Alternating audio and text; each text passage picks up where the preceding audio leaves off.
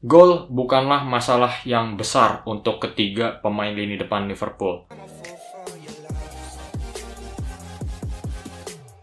Tiap minggu gue bakal membuat satu video preview. Dan biasanya gue bakal mencoba ya menganalisa pertandingan big match. Jadi kalau gue coba menganalisa 10 pertandingan itu kelihatannya nggak mungkin ya. Jadi gue harus pilih-pilih. Mungkin ada 1 atau 2 partai big match. Nah, gue mungkin bisa coba menganalisa. Jadi kalau kalian bisa tebak, partai big match minggu ini kita akan mencoba menganalisa Newcastle melawan Liverpool. Sekarang posisi di klasemen ya, Newcastle itu sudah menorehkan 3 poin dan Liverpool sudah 4 poin. Dari segi performa, Newcastle nggak berkutik sama sekali melawan Manchester City dan harus menerima pil pahit kekalahan. Dan Liverpool kemarin melawan Bournemouth juga sudah kelihatan ya taringnya ya. 3 trio di depan semuanya nyala, berhasil mencetak 1 gol masing-masing. Pastinya ini adalah performa yang sangat memuaskan Jurgen Klopp ya. Sudah melihat ketiga penyerangnya itu bersinar. Jadi ini adalah pertandingan yang sangat seru ya. Pertandingan antara kedua tim yang akan memperebutkan posisi 4 besar di Premier League musim ini. Dan kalau gue bisa coba memprediksi ya, arus pertandingan ini akan menjadi pertandingan yang bersifat kekacauan ya. Newcastle itu akan mengandalkan ya atmosfer stadium di St. James Park. Kelihatannya Newcastle itu sangat bergelora ya ketika bermain di depan fansnya sendiri. Dan pertandingan yang penuh kekacauan ini kelihatannya juga sangat cocok ya dengan gaya heavy metalnya Jurgen Klopp. Kita langsung aja masuk ke head to head antara Newcastle dan Liverpool. Kita nggak usah lihat terlalu jauh ke belakang, karena kalau terlalu jauh ke belakang Newcastle itu tentu jauh berbeda ya dengan zamannya Eddie Howe ya, yang pastinya sudah didukung ya dengan dana dari Arab Saudi ini. Nah, kalau kita lihat di musim lalu, partai di St. James Park antara Newcastle dan Liverpool ini dimenangkan 2-0 oleh Liverpool. Skor yang sangat menarik, tapi kita nggak bisa terlalu memetik terlalu banyak ya dari pertandingan ini. Karena di babak pertama, Nick Pope menerima kartu merah di menit ke-22. Jadi Newcastle itu nggak ada kesempatan ya untuk balik masuk ke arena permainan. Dan saat itu Bruno Guimaraes juga absen. Dan pastinya Newcastle yang sekarang ini bukanlah Newcastle yang lama. Sekarang sudah beli Sandro Tonali, ada Harvey Barnes, ada juga Anthony Gordon.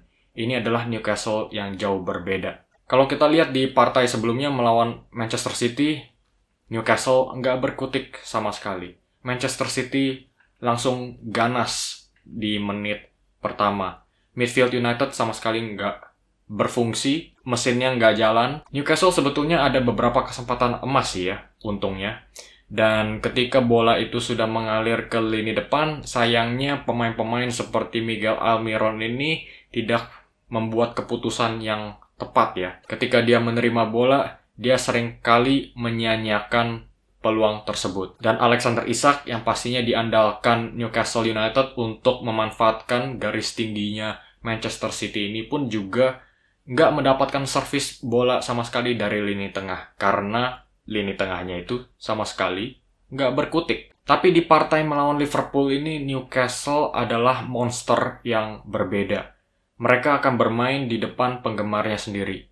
Mereka adalah monster ya, yang bisa menghirup atmosfer St. James Park. Dan dengan tekanan-tekanan tingginya pun ini juga akan memberikan sinyal positif ya ke stadium. Dan juga stadium juga akan memberikan feedback yang positif ke tim. Jadi ini akan menjadi siklus ya yang berputar sendirinya. Tentu mereka akan lebih mendominasi possession melawan Liverpool daripada yang kita lihat di Etihad Stadium. Tapi masih ada satu hal yang harus diwaspadai oleh Newcastle di posisi back kiri, yaitu Dan Burn. Dia akan menghadapi si kancil Mohamed Salah. Dari segi postur, Dan Burn itu jelas posturnya sangat besar dan sangat tinggi. Dalam duel-duel udara itu nggak bisa diragukan lagi, dia sangat kuat. Tapi dalam soal duel di darat, dia akan menghadapi kecepatan Mohamed Salah. Dan ini pastinya akan menjadi pertanyaan besar ya untuk Newcastle. Pastinya Anthony Gordon juga harus lebih waspada ya dalam memberikan support-support pertahanan ketika Salah mendapatkan bola. Dan yang agak mengkhawatirkan sedikit adalah performanya Miguel Almiron. Kita sudah tahu di babak pertama musim lalu, Almiron itu adalah salah satu pemain terbaik di Liga Inggris. Tapi saat itu dia langsung mengalami cedera dan harus absen beberapa bulan. Dan sejak insiden tersebut, Almiron pun juga mengalami penurunan dalam performa. Dan sekarang ini kita juga masih belum merasa Almiron itu adalah pemain yang sama ya, sebelum dia mengalami cedera ini. Karena sekarang ini Newcastle nggak ada pilihan lain ya di posisi sayap kanan selain memilih Miguel Almiron. Karena tidak ada pemain dengan kualitas yang sama di posisi ini. Tapi Newcastle masih memiliki satu kunci kemenangan di partai ini, yaitu Alexander Isak ya, pemain yang sekarang lagi formnya itu lagi panas banget ya, dan dia sekarang akan menghadapi garis tingginya Liverpool. Tentunya Virgil van Dijk dan Ibrahima Konate bukanlah back dengan akselerasi yang sangat tinggi, dan mereka ketika menerapkan garis tinggi tersebut pastinya ini bisa dimanfaatkan ya dengan kecepatan sprintingnya Alexander Isak. Dan ketika Isak ini menerima bola di ruang-ruang yang sangat besar tersebut, kita sudah tahu penyelesaiannya dia itu sangatlah dahsyat. Nah, sekarang kita langsung aja memasuki ke sisi taktik Liverpool. Pertandingan ini akan ditentukan dengan performa di lini tengah kedua klub.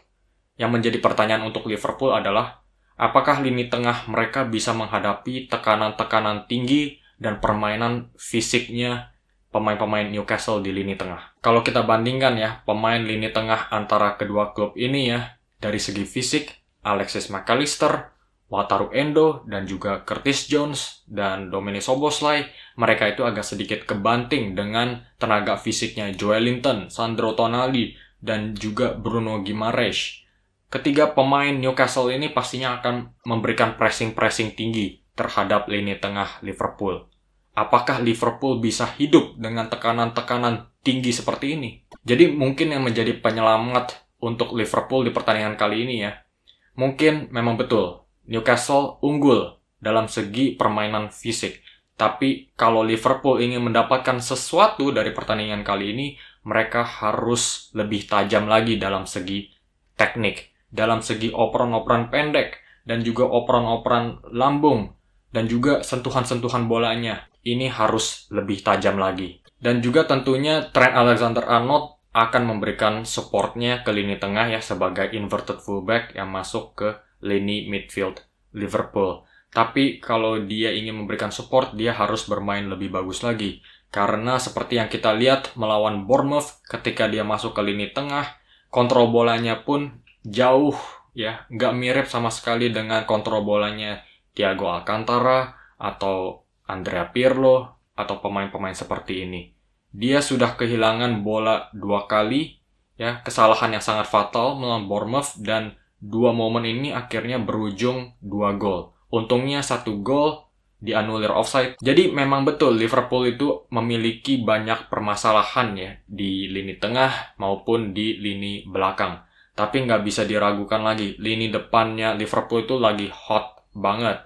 Ketiga pemain ini, Luis Diaz, Diogo Jota sebagai nomor 9, dan Mohamed Salah. Mereka bertiga berhasil menorehkan 1 gol masing-masing melawan Bournemouth, dan ini pastinya hasil yang sangat memuaskan ya untuk Jurgen Klopp yang memprioritaskan kekuatan daya dobrak lini depan Liverpool.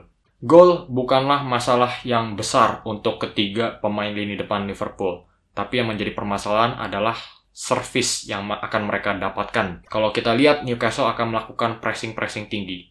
Dan salah satu tugas utama mereka itu adalah mencoba menghentikan suplai-suplai bola dari lini tengah dari sumbernya, yaitu Alexis McAllister. Jadi ini sedikit menaruh pertanyaan yang lebih berat ke Alexis McAllister. Apakah dia bisa kabur dan menghindari dari tekanan-tekanan tinggi tersebut, dan akhirnya bisa mengalirkan suplai-suplai bola ke lini depan? Kalau gue bisa coba prediksi arus pertandingan ini, gue bisa bilang ini akan menjadi pertandingan dengan sifat kekacauan ya. Newcastle yang pastinya akan menjadi lebih galak ya di depan supporternya sendiri, dan juga ini akan menjadi permainan dari ujung ke ujung.